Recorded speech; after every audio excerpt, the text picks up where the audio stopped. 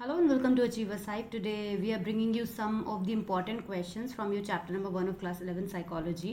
तो start करते हैं. First of all, I would request you to please go through all these links. आप हमें टेलीग्राम ग्रुप पे ज्वाइन कीजिए बिकॉज ये जो नोट्स हम यहाँ पे डिस्कस आज करेंगे the question answers they will be provided on the Telegram group. तो आप अगर वहाँ पर ज्वाइन करते हैं you can easily download from there. Also Instagram पे हमें फॉलो कीजिए बिकॉज वहाँ पर आपको सारे अपडेट्स मिलेंगे. If you have any query you can email us. Also you can messages on Instagram. Also subscribe to this channel. This is your channel achiever Sahib. So don't forget to do that. आगे बढ़ते हैं. Chapter number 1 what is psychology में कुछ important question answers हैं जिनको हम discuss करेंगे. शुरुआत करते हैं क्वेश्चन नंबर 1 से. पहला question which is an MCQ. It is saying that in terms of helping solve an important social problem such as discrimination, the branch of psychology which is most suitable is what. ये हमें बताना है कि जब हम कोई social problem को solve करते हैं to help solve an issue anything like that, जैसे कि डिस्क्रिमिनेशन हो गया या कोई भी सोशल इशू जब हम डिस्कस करते हैं तो वो साइकोलॉजी की कौन सी ब्रांच में आता है. Look we have 4 options. Option A educational psychology, B is clinical psychology, C is social psychology and D is industrial. Obviously answer आपको समझ में आ ही गया होगा. जब हम सोशल साइकोलॉजी से रिलेटेड इशू हमारा है, प्रॉब्लम है, तो उसको सॉल्व करेंगे the answer must be C social psychology. This is the answer. You can check. आगे बढ़ते हैं. Question number 2. The introspective report is an experiment which is given bye. हमें ये बताना है कि जो इंट्रोस्पेक्टिव रिपोर्ट होती है किसी भी एक्सपेरिमेंट की, which is in an experiment, वो विच किसके द्वारा दी जाती है, हु गिव्स दैट. तो इंस्पेक्शन जो होता है वो 2 टाइप का होता है, इंट्रोस्पेक्शन और एक्सट्रोस्पेक्शन. देखिए इंट्रोस्पेक्शन कब कहलाता है, ये जब हम खुद का करते हैं तभी कहलाता है इंट्रोस्पेक्शन. यानी कि जो हमारा कह सकते हैं सब्जेक्ट है, जो हमारी केस स्टडी है, जो केस है हमारा, जब वो खुद करता है तो उसे कहते हैं इंट्रोस्पेक्शन. या कोई दूसरे का जब करता है देन इट बिकम्स एक्सट्रोस्पेक्शन. यानी अगर मैं खुद को इवैल्यूएट कर रही हूँ कि मैं ने क्या क्या लाइफ में अचीव किया है, मेरी क्या प्रॉब्लम्स हैं, या मैं किस चीज़ से ज़्यादा परेशान रहती हूँ, उसको खुद सॉर्ट करने की कोशिश कर रही हूँ, then it will be an introspection. और जब मैं आपको सामने बिठाकर आपसे क्वेश्चंस पूछती हूँ, कोई भी मेथड फॉलो करती हूँ psychological, then it becomes extrospection. तो यहाँ पे क्वेश्चन है कि the introspective report is an experiment which is given by experimenter, subject, both the experimenter and subject, none of these. तो answer already it is shown to you. Actually answer B subject. वैसे मैं ये बताना चाहती हूँ कि जो इसमें जो सी ऑप्शन है, both the experimenter and subject, बहुत सारे बच्चे में कन्फ्यूज़ हो जाते हैं. उन्हें लगता है कि एक्सपेरिमेंट करने वाला भी वही है और सब्जेक्ट भी वही है. नो, इंट्रोस्पेक्शन एक ऐसा प्रोसेस है जो कह सकते हैं सिंगल पर्सन के ही मतलब से ही कर सकता है, सिंगल पर्सन ही से करता है. यानी कि जो एक्सपेरिमेंटर है वही सब्जेक्ट है. तो यहाँ पे बोथ नहीं आ सकता, हम सिंगल पर्सन को ही लेंगे क्योंकि एक ही पर्सन होता है जो इस एक्सपेरिमेंट को करता है और वो खुद पर करता है, तो वो खुद ही सब्जेक्ट होता है. तो बेसिकली यहाँ पे सब्जेक्ट की बात होगी, एक्सपेरिमेंटर नहीं कह सकते. तो option B is the correct option. Answer. आगे बढ़ते हैं. Question number 3. State 4 points to show the relationship between mind and behaviour. हम 4 पॉइंट्स ऐसे डिस्कस करेंगे जो माइंड एंड बिहेवियर के लिए हैं. If I have the book right now I would also discuss from your book. आपको बता देना चाहती हूँ कि कहाँ पर ये टॉपिक है जो क्वेश्चन बनता है इसका. मैंने शायद इंपॉर्टेंट क्वेश्चन के उसमें ये आपको बताया है. पेज नंबर 6 पर है अंडरस्टैंडिंग माइंड एंड बिहेवियर. जब मैं आपको ये वाला टॉपिक पढ़ा रही थी उस समय पर मैंने डिस्कस किया था कि यहाँ से क्वेश्चन बनता है. तो ये क्वेश्चन जो आपके सामने स्क्रीन पर आप देख सकते हैं, this is state 4 points to show the relationship between mind and behaviour. Mind और बिहेवियर किस तरह से आपस में रिलेशनशिप इस्टेब्लिश करते हैं. हम will discuss by the following points. First is using positive visualization technique and feeling positive emotions. One can bring about significant changes in bodily processes. ये हम कैसे हैं, जो साइकोलॉजिस्ट होते हैं they do it the most. Positive visualisation techniques बताते हैं. जो साइकोलॉजिस्ट होते हैं, साइकेट्रिस्ट होते हैं, ये क्या करते हैं, ये पर्सन की माइंड की थेरेपी करते हैं. और थेरेपी करने की वजह से क्या होता है, जो पर्सन होता है वो पॉजिटिव फील करने लगता है और वो हम उसके बिहेवियर में नोटिस करने लगते हैं. ऑल्सो आपने देखा होगा, आपने इनफैक्ट खुद भी ये चीज़ फील की होगी कि कई बार ऐसा होता है कि हम डॉक्टर की मेडिसिन से ठीक होते हैं ऑब्वियसली जब बीमार होते हैं, बट जो डॉक्टर की बात करने का तरीका होता है या वो हमें जिस तरह से ट्रीट करते हैं, जिस तरह से हमसे बात करने की कोशिश करते हैं कभी कभी, तो उसकी वजह से हम बेटर फील करने लगते हैं. तो ये सब क्या होती है, पॉजिटिव विजुअलाइजेशन टेक्निक्स हो गई जिसकी वजह से पॉजिटिव इमोशंस आ जाते हैं and one can bring out significant changes in bodily processes. तो आगे बढ़ते हैं। इस तरह से माइंड और बिहेवियर का रिलेशनशिप हो गया। आगे बढ़ते हैं। Use of mental imagery, that is images generated by a person in his or her mind have been used to cure various kind of phobias. हम कई बार क्या होता है, बहुत सारी, जैसे हम कई बार डर जाते हैं तो क्या करते हैं, कुछ चीज़ें पॉजिटिव सोचने लगते हैं। ये एक्टिविटी हम खुद करते हैं, यानी जो बहुत स्ट्रॉन्ग माइंड सेट के लोग होते हैं, they try to do it, they try to create some mental images in their mind, जिससे कि वो पॉजिटिव फील करते हैं। यानी कि इसको कह सकते हैं कि self motivation kind of thing भी इसे हम कह सकते हैं। तो ये क्या होता है, ये हमारे माइंड की की गई एक्टिविटी होती है, जिसकी वजह से हम अपने बिहेवियर में डिफरेंस फील करने लगते हैं। तो यहाँ पर भी जो पहले केस में डॉक्टर्स कर रहे थे या हमारे साइकोलॉजिस्ट कर रहे थे, या फिर आप देखिए एस्ट्रोलॉजिस्ट जो होते हैं वो भी ये करते हैं, जो हमने पहले पॉइंट में डिस्कस किया। टैरो कार्ड रीडर्स होते हैं, they also do the same thing, they give you some positive energy, they kind of positive energy. उस केस में वहाँ पर वो लोग कर रहे थे, बट सेकंड में हम ये खुद करने लगते हैं। आगे बढ़ते हैं। Point number 3, which is a new discipline called psycho neuro immunology has emerged which emphasizes the role played by the mind in strengthening the immune system। ये जो हमने दोनों बातें करी हैं, अगर उसको मेडिकल टर्म में लेकर चले जाएं, यानी यहाँ पर हमने माइंड और बिहेवियर का रिलेशनशिप डेवलप करने के लिए एक नए डिसिप्लिन की बात करी है, which is psycho neuro immunology, जिसमें अब 3 वर्ड आपको नज़र आ रहे हैं, साइको, न्यूरो और इम्यूनो। साइको और न्यूरो तो कहीं ना कहीं हम कनेक्ट कर सकते हैं। इम्यूनो का मतलब हो जाएगा इम्यून सिस्टम, हमारा जो इम्यून सिस्टम है उसको स्ट्रॉन्ग करने के लिए ये ब्रांच जो है वो बनाई गई है या फॉर्म की गई है या डिस्कवर की गई है, जिसमें हम इन दोनों के रिलेशनशिप को कर सकते हैं। तो जो हमारा क्वेश्चन था कि माइंड और बिहेवियर के बीच में क्या रिलेशनशिप किस तरह से दिखा सकते हैं हम, ये भी एक डिसिप्लिन है जिसके थ्रू हम उसको डिस्प्ले कर सकते हैं। आगे बढ़ते हैं। पॉइंट नंबर 4 पे, one example which shows mind behaviour relationship is a person with blocked arteries was made to visualise that blood was flowing through his or her blocked arteries. After practicing this over a period of time, significant relief was obtained by these patients as the degree of blockage became significantly less। ये एक ऐसा experiment है जो कि किया गया था, और इसमें ये एक्सपेरिमेंट में यही किया गया था कि माइंड का यूज़ करते हुए, मतलब उसको ये विजुअलाइज कराना, उसको ये फील कराना। Then again we are coming to the medicine branch. तो क्या हुआ, the person started feeling positive, and after a period of time significant relief was obtained by that patient। तो इस एग्जाम्पल को, इस एक्सपेरिमेंट को भी हम यहाँ पर डिस्प्ले कर सकते हैं, just to write a point in our answer, हम उसको यहाँ पे एक्सप्लेन कर सकते हैं। तो ये 4 पॉइंट्स हो गए। आप अगर कुछ और अंडरस्टैंड कर पाते हैं, कोई और पॉइंट ढूंढ पाते हैं, this is on page number 6, तो आप ज़रूर उसको फिगर आउट कीजिए, दिस नो प्रॉब्लम, आप कोई नया पॉइंट भी कर सकते हैं। आगे बात करते हैं कि explain the relationship of psychology with music and fine arts. तो कौन कौन से पॉइंट्स हैं, कुछ पॉइंट्स की हेल्प से इसको समझेंगे। देखिए, scientist have made use of music in risking work performance. होता है ना, साइंटिस्ट क्या, आप देखिए कि बहुत सारे लोग मैंने ऐसे देखे हैं जो वर्क करते करते साथ साथ म्यूज़िक को यूज़ करते हैं। तो relationship between music and fine arts का साइकोलॉजी से जो रिलेशनशिप है वो यहाँ से दिखाते हैं। अच्छा, मैं आपको एक छोटा सा एग्जांपल देती हूँ। आपने बहुत नोटिस किया होगा, जब कभी भी हम किसी मॉल में जाते हैं या किसी अच्छे रेस्टोरेंट में जाते हैं, तो वहाँ पर क्या होता है, हल्का सा म्यूज़िक प्ले हो रहा होता है, हम बहुत अच्छा फील करने लगते हैं। अगर नॉर्मल मार्केट में जाएँ, हम रोड्स पर जाएँ, तो क्या फील होता है कि हम मार्केट में आ गए, शोर शराबा, गाड़ी का हॉर्न, शॉप खरीद रहे हैं, कोई आसपास क्राउड वगैरह एंड ऑल, वो चीज़ हमें क्या करती है, हम इरिटेट होते हैं, अपनी चीज़ों को ध्यान देने की कोशिश करते हैं। लेकिन जैसे हम किसी रिलैक्सिंग से एनवायरनमेंट में चले जाते हैं, वहाँ हम बेटर फील करते हैं। होता है ना ऐसा। ये एक ऐसा एग्जाम्पल है, आप इसको भी एक पॉइंट बनाकर लिख सकते हैं अगर चाहें तो। आई थिंक आगे तो होगा ही ये। तो आगे हम बात करते हैं कि साइंटिस्ट भी जो है वो यही वाला साइंटिस्ट के लिख सकते हैं, या फिर हम और भी यहाँ पर कोई वर्ड यूज़ कर सकते हैं। Music and emotions in another area in which a number of studies have been carried out. Music और इमोशन को किया गया है, ये उसी चीज़ का एग्जाम्पल है जो मैं आपको भी जस्ट मैंने पॉइंट बताया है। आप उसको पार्ट्स में ब्रेक करके अलग अलग एग्जाम्पल्स की फॉर्म में लिख सकते हैं, दिस नो इशू। मैंने आपको एक ही एग्जाम्पल में बहुत सारी चीज़ें बता दी हैं।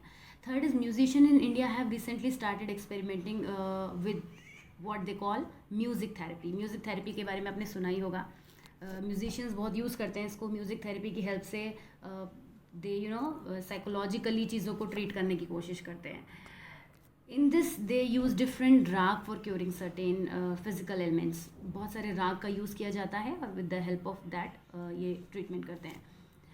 आगे बढ़ते हैं। Discuss how psychology is related to medicine. Psychology medicine से कैसे रिलेटेड है। देखिए, माइंड एंड बिहेवियर में हमने जो पॉइंट्स लिखे थे, अगर आप उसको प्रिपेयर करते हैं तो आप उसका आंसर को यहाँ पर भी यूज़ कर सकते हैं। लेकिन यहाँ पर हम कुछ और पॉइंट्स भी आपको दे रहे हैं जो आप, अगर आपको लगता है कि ये ज़्यादा इजी हैं तो आप इनको एक्सप्लेन कर सकते हैं। जो हमने वहाँ पर पॉइंट यूज़ करे वो भी आप एक्सप्लेन कर सकते हैं। बट क्या है, थोड़ा सा आपको वर्ड्स का ध्यान रखना पड़ेगा। अब आप माइंड एंड बिहेवियर को लिखते हुए आंसर नहीं लिखेंगे, आप यहाँ पे साइकोलॉजी और मेडिसिन का यूज़ करते हुए आंसर लिखेंगे। तो आगे बढ़ते हैं। Following points show that psychology is related to medicine. Number one is doctors have realized that a healthy body requires a healthy mind. ये हमने बिल्कुल शुरू में बात की थी। ऐसा होता है कि डॉक्टर जो है वो हमें इस तरह से ट्रीट करते हैं। Successful doctor looks at the psychological as well as physical wellbeing of the patient. और वो डॉक्टर्स हमें बहुत अच्छे भी लगते हैं। कभी कभी कोई डॉक्टर अगर रूड हो जाते हैं तो वी फील लाइक दैट कि ये कैसे डॉक्टर हैं, समथिंग लाइक दैट। तो ऐसा हो जाता है। तो जब डॉक्टर हमें बहुत ज़रा प्यार से ट्रीट करते हैं तो हमें ऐसा लगता है कि हम साइकोलॉजिकली फील करते हैं कि now we are getting better. A large number of hospitals now employ psychologist. ये एक पॉइंट है कि साइकोलॉजिस्ट कैसे बनते हैं, साइकोलॉजी स्टडी करने के बाद बनते हैं। तो ये एक साइकोलॉजी का ही पार्ट हो गए साइकोलॉजिस्ट भी। अब बहुत सारे नए हॉस्पिटल्स आ रहे हैं जो साइकोलॉजिस्ट को एम्प्लॉयमेंट दे रहे हैं, तो यहाँ पर भी साइकोलॉजी कहीं ना कहीं इमर्ज हो रही है। तो इस तरह से साइकोलॉजी मेडिसिन की फील्ड में आ रही है। ये पॉइंट बहुत डिफरेंट है यहाँ पर। आप मतलब इसको तो ज़रूर माइंड में रखिए कि किस तरह से हम किस पॉइंट का कहाँ यूज़ कर सकते हैं। आगे बढ़ते हैं। The role of psychologist is to prevent patients from engaging in health hazardous behavior and in adhering to the prescribed doctor's regimen are some of the important areas where the two disciplines have come together. तो psychologist जो हैं वो patient को कुछ ऐसे psychological problems या mental या issues जो होते हैं उनसे बाहर निकालने में हेल्प कर रहे हैं। तो they are working in the field of medicine. So this is how they are treating them. Doctors felt the need of psychological counseling while treating patients suffering from cancer, AIDS, and the physically challenged, or handling patients in the intensive care unit and patients during post-operative care. तो psychologist जो होते हैं उनकी requirement होती है basically, इस point में ये एक्सप्लेन किया गया है कि जो डॉक्टर होते हैं दे ऑल्सो हॉस्पिटल्स में क्या होता है अपने उनका जो कुछ भी पर्टिकुलर एरिया होता है उसमें भी वो फील करते हैं कि उनको अपने वर्क में भी जो है थोड़ा सा साइकोलॉजिस्ट की ज़रूरत है। तो this is how we can explain कि साइकोलॉजी मेडिसिन में कैसे वर्क करती है। आगे बढ़ते हैं। Explain the 3 terms used in definition of psychology. बहुत ज़्यादा इंपॉर्टेंट क्वेश्चन है ये, और मैं आपको बताते चलूँ कि मैंने ये उस वीडियो में ऑलरेडी बताया था कि चैप्टर नंबर 1 का ये आपको ध्यान होगा। चैप्टर नंबर 1 का पेज नंबर 3 अगर आपने इंपॉर्टेंट क्वेश्चंस वाला वीडियो देखा है जो कि मैं ऑलरेडी पोस्ट कर चुकी हूँ चैनल पर, अगर आपने वो देखा है तो chapter number 1 what is psychology का पेज नंबर 3 पर मैंने मार्क किया था mental processes, experiences and behaviour. यही वो 3 टर्म हैं जो साइकोलॉजी की डेफिनेशन में यूज़ होती हैं और इन्हीं को आपको एक्सप्लेन करना है। आपकी बुक में ये मेंशन है। If you want to see I show you on this page number 3। I don't know कि ये विजिबल होगा या नहीं होगा, आई डोंट नो, तो आप बेटर है अपनी बुक में खुद ही देख लें, ज़्यादा अच्छा रहेगा। और चलिए फ़िलहाल हम इस क्वेश्चन को समझते हैं कि क्या है। साइकोलॉजी जो एक ऐसी साइंस है which studies mental processes, experiences and behaviour in different context. सबसे पहले बात करते हैं मेंटल प्रोसेसेस की। We use our mental processes when we think or try to solve a problem, to know or remember something. यही तो होता है। हम अपने मेंटल प्रोसेसेस का यूज़ कब करते हैं? जब हम कोई प्रॉब्लम सॉल्व करते हैं, कुछ याद करना चाहते हैं, कुछ समझना चाहते हैं, समझाना चाहते हैं, तो मेंटल प्रोसेसेस यूज़ होते हैं, जैसे कि remembering, learning, knowing, perceiving, feeling और समथिंग। तो इस तरह से हम ये अपने मेंटल प्रोसेसेस वर्क करते हैं। दे स्टडी दीज प्रोसेसेस, जो साइकोलॉजिस्ट होते हैं they study these processes trying to understand how the mind works and to help us improve the uses and applications of these mental capacities. तो psychology में mental processes को इसलिए read किया जाता है क्योंकि जब हम किसी पर्सन के बिहेवियर को या मतलब उसकी प्रॉब्लम्स को सॉल्व करने की कोशिश करते हैं तो हम मेंटल प्रोसेसेस यूज़ भी करते हैं और उसके मेंटल प्रोसेसेस को समझने की भी कोशिश करते हैं, which we see in the form of behaviour basically we can say. तो ये एक पार्ट है साइकोलॉजी का। आगे बढ़ते बात करते हैं एक्सपीरियंसेस की। एक्सपीरियंसेस का बहुत इंपॉर्टेंट पार्ट है। Psychologist also study experiences of people. लोगों के एक्सपीरियंस पढ़ते हैं कि किस वजह से कोई पर्सन के साथ पास्ट में कुछ ऐसा तो नहीं हुआ है जिसकी वजह से वो इतना प्रॉब्लम में है, या उसको लगता है कि वही चीज़ें रिपीट होती हैं तो आगे भी होती रहेंगी। तो कभी कभी पर्सन के जो एक्सपीरियंस होते हैं वो उसको बहुत सारी सिचुएशन में लेके चले जाते हैं जहाँ पर जाने के बाद उसको मतलब प्रॉब्लम हो जाती है। तो साइकोलॉजिस्ट के लिए ज़रूरी होता है एक्सपीरियंसेस को जानना। Psychologist have focused on the experiences of pain being undergone by terminally ill patients or something like that. Besides experiences which lead to positive feelings such as in romantic encounters, experiences are influenced by internal and external conditions of the experiencer. ना केवल हमें दूसरों के experiences को ही observe करना होता है जब हम उनको स्टडी कर रहे होते हैं, बल्कि अपने एक्सपीरियंसेस का भी यूज़ करते हैं उस सिचुएशन को या उस प्रॉब्लम को सॉल्व करने में। तो एक्सपीरियंसेस जो होते हैं बहुत ज़्यादा हेल्प करते हैं। Thus, the nature of experience can only be understood by analyzing a complex set of internal and external conditions. तो इस तरह से this is how we need to understand कि experiences का क्या यूज़ है। दोनों तरफ से experiences वर्क करते हैं, हमारे भी और जिस सब्जेक्ट को या जिस पर्सन को हम स्टडी कर रहे हैं, जिस सिचुएशन को हम स्टडी कर रहे हैं, उस सिचुएशन या उस पर्सन के जो बैक एक्सपीरियंस है उनको भी। तो आगे बढ़ते हैं, बिहेवियर की बात करते हैं। बिहेवियर तो हमने सबसे ज़्यादा इंपॉर्टेंट है क्योंकि हमने इसके बारे में डिस्कस किया कि psychology study of human mind and behaviour. तो बिहेवियर तो बहुत इंपॉर्टेंट पार्ट यहाँ पे बन जाता है। Behavior are responses or reactions we make or activity we engage in. Behaviors may be simple or complex, short or enduring. Some behaviors are overt, some behaviors are covert. Overt and covert behavior का जो अपने book में दिया है वो हमने बताया है। Stimulus response के बारे में हमने बताया है। To every stimulus there is a response. और साइकोलॉजिस्ट जो है वो बिहेवियर की स्टडी करते हैं स्टिमुलस रिस्पॉन्स की हेल्प से। आपकी बुक में भी काफ़ी दिया हुआ है, आप ओवर्ट कोवर्ट बिहेवियर को भी यहाँ पे और डिटेल में भी एक्सप्लेन कर सकते हैं इफ़ यू वांट। आगे बढ़ते हैं, describe the role of clinical psychologist. बहुत सारे स्टूडेंट्स हैं आप में से, बहुत सारे लोग कई बार क्वेश्चन करके पूछते हैं they want to become clinical psychologist. तो साइकोलॉजी का आगे फ्यूचर क्या है, तो चलिए से थोड़ा सा पढ़ते हैं, आपको समझ में भी आएगा कि किस तरह से क्लिनिकल साइकोलॉजिस्ट का रोल होता है। Clinical psychologist has a degree in psychology which includes intensive training in treating people with psychological disorder. तो जो साइकोलॉजिस्ट होते हैं they are not medicine doctors. अगर आपको साइकोलॉजिस्ट, साइकेट्रिस्ट और neuro what we say neurosurgeon और समथिंग लाइक दैट, न्यूरोलॉजिस्ट, या I remember neurologist, psychologist, psychiatrist और न्यूरोलॉजिस्ट का डिफरेंस समझना है, then I will mention the link in the description box below. क्योंकि जनरल लाइफ में भी हमें मालूम होना चाहिए कि साइकोलॉजिस्ट, साइकेट्रिस्ट और उनमें क्या डिफरेंस होता है। फिलहाल के लिए मैं आपको इतना बता दूं, जो साइकोलॉजिस्ट होते हैं they are not medicine doctors. वो मेडिसिन नहीं देते हैं, दे गिव द थेरेपी। वो माइंड को थेरेपी देते हैं। और साइकोलॉजिकल डिसऑर्डर्स जो भी होते हैं, हमारे बिहेवियर से रिलेटेड इशू, हमारे मेंटल इश्यूज जो कुछ भी होते हैं, वो उनको सॉर्ट आउट करने की कोशिश करते हैं। तो क्लिनिकल यानी वो उस सिचुएशन को सॉर्ट करते हैं, सॉल्व करते हैं। तो clinical psychologist has following role to play. Clinical psychologist specialise in helping clients with behavioural problems. उनके बिहेवियर के जो रिलेटेड इश्यूज होते हैं, यानी कि कुछ लोग ड्रग एडिक्टेड होते हैं, so they go to the clinical psychologist. वो अपने ड्रग एडिक्शन को हटाना चाहते हैं, छोड़ना चाहते हैं, इस तरह की प्रॉब्लम को, तो वो उनको थेरेपी प्रोवाइड कराते हैं। या उनको कोई मेंटल डिसऑर्डर फील कर रहे हैं या स्ट्रेस एंजाइटी में जा रहे हैं, डिप्रेशन में है, तो दे गो टू द साइकोलॉजिस्ट। तो ये उनका वर्क होता है, इस तरह से वो अपने क्लाइंट्स की हेल्प करते हैं। दे वर्क इधर एज प्राइवेट और इन हॉस्पिटल, मेंटल इंस्टीट्यूशंस या फिर सोशल एजेंसीज के साथ ही वर्क करते हैं। इन्हें बहुत सारी जगह पर वर्क जो है इनका इम्पॉर्टेंट रहता है। They may be involved in conducting interviews and administering psychological tests to diagnose the client's problems and use psychological methods for their treatment and rehabilitation. So this is how a psychologist work. बहुत सारे उनको interview conduct करते हैं, they administer some psychological test, और जिसकी help से client के जो भी प्रॉब्लम्स होते हैं, जो भी साइकोलॉजिकल इश्यूज होते हैं, जो उनको सॉर्ट करने होते हैं, they do all these things.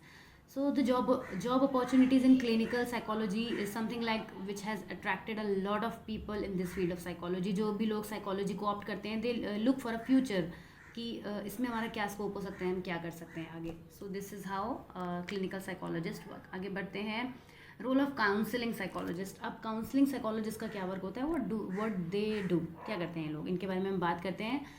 कुछ पॉइंट्स हैं जो दिए हुए हैं। Counselling psychologist work with person who suffer from motivational and emotional problem. ये इमोशंस और वाले पार्ट पर ज़्यादा वर्क करते हैं, वो मेंटल डिसऑर्डर्स पे ज़्यादा वर्क करते हैं। काउंसलिंग करना यानी किसी को एक सही सिचुएशन से कराना, मतलब सही सिचुएशन की तरफ भेजना, एक्चुअली में ये बताना कि इशू क्या है। तो इमोशनल लेवल पर ये वर्क करते हैं। और इसके अलावा ये स्कूल में भी वर्क करते हैं एज अ काउंसलर। तो वहाँ पर जब स्कूल में वर्क करते हैं school counsellor, as a school counsellor, तो what they become, they tell you about your future, or not exactly about your future, mean they tell you about where you should go for your career or something like that. आपको career related problems ये discuss करते हैं। तो जो counsellor होते हैं ये भी बहुत सारी इनकी फील्ड्स होती है, school counsellors and so many, आपकी बुक में दिए हुए हैं, you can check it there. और the problems of their clients are less serious than those of the clinical psychologist.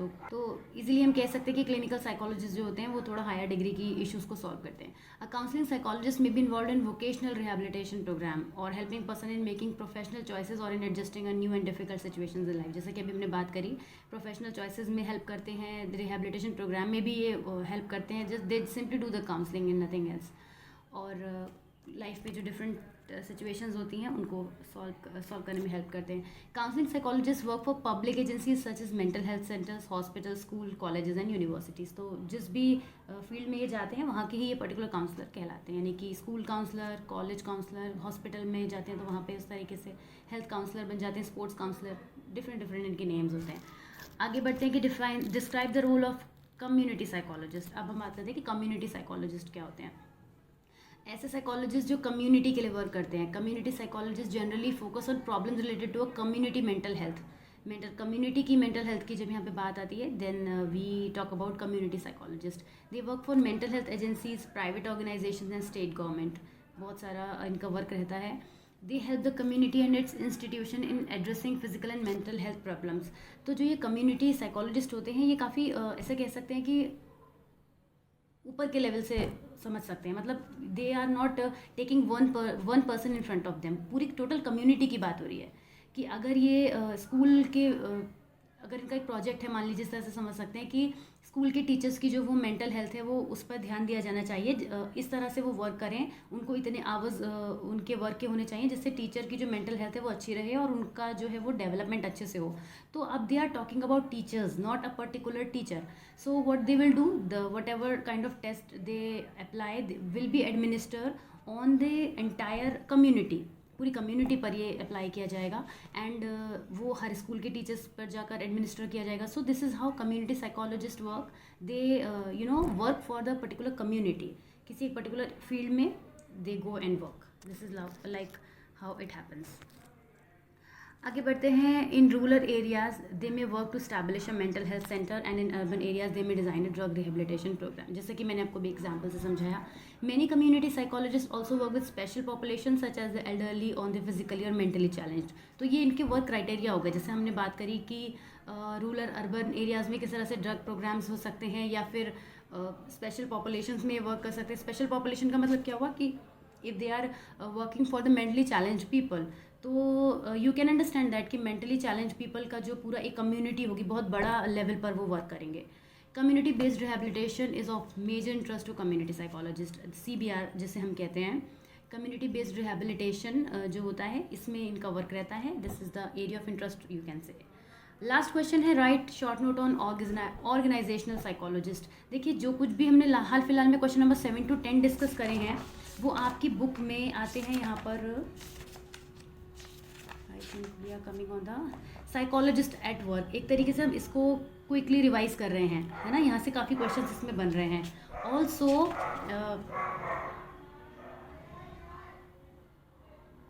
Also psychology and other discipline which is on page number 15। तो हमने basically page number 15 से लेकर कह सकते हैं कि page number almost 19 तक जो है वो काफ़ी सारा हाफ ऑफ 19 तक के पॉइंट्स को यहाँ पे डिस्कस किया from question number 7 to 10। But that's not it, हम और क्वेश्चंस भी आपको देंगे। फिलहाल क्वेश्चन नंबर 10 कंप्लीट कर लेते हैं। Write short note on organisational psychologist.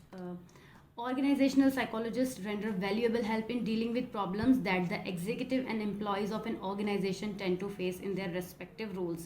They provide organizations with consultancy services and organize skill training programs in order to enhance their efficiency and effectiveness.